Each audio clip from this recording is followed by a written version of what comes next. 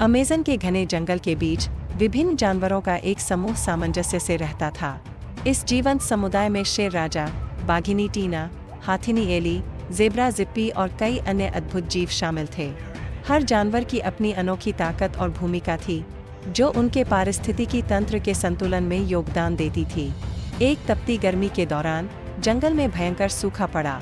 जो नदियाँ और धाराएं कभी भरपूर थीं, वे सूख गईं और वनस्पति मुरझाने लगी।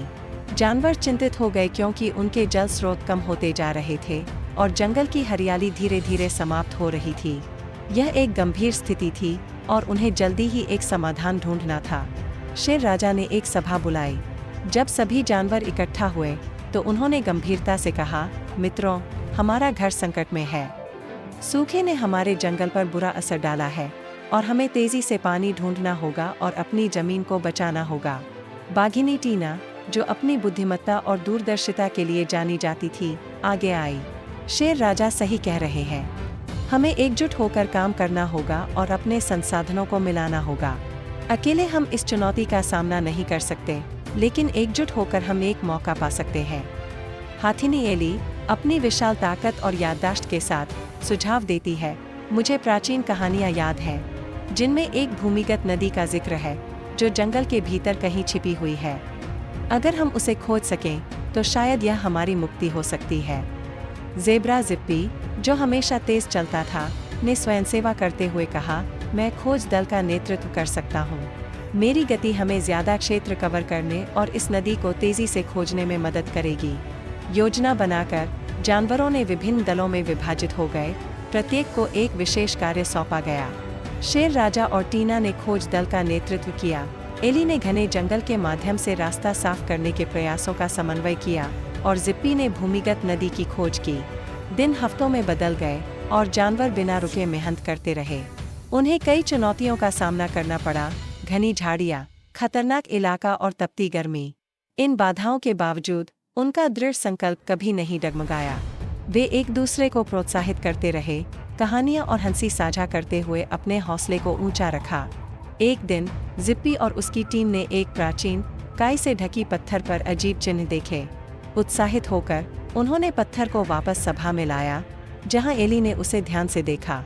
यह वही है, एली ने उत्साहित होकर कहा। नक्शा एक गुप्त गुफा की ओर इशारा कर रहा है, जो महान पहाड़ के आधार पर है। भूमिगत नदी वहां से होकर बहती है। जानवरों ने खुशी मनाई, उनकी आशा फिर से जीवित हो गई। उन्होंने नई ऊर्जा के साथ महान पहाड़ की ओर कूच किया।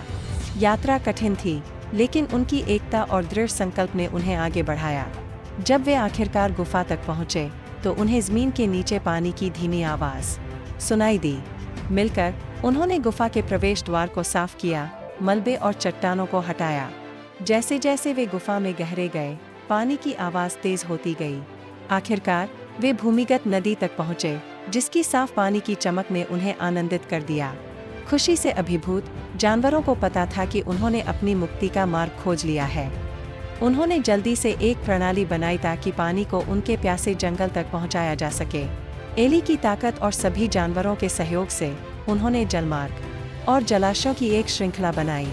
जैसे ही पानी की पहली बूंदें जंगल में पहुंची, पौधे फिर से जीवित होने लगे और जानवरों ने खुशी मनाई।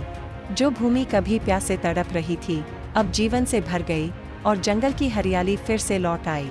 अपने सामूहिक प्रयास, दृढ़ संकल्प और अटूट एकता के कारण जानवरों ने सूखे पर काबू पा लिया। उनकी कहानी एक किंवदंती बन गई, एक प्रमाण की एकता और सहयोग से कोई भी चुनौती जीती जा सकती है।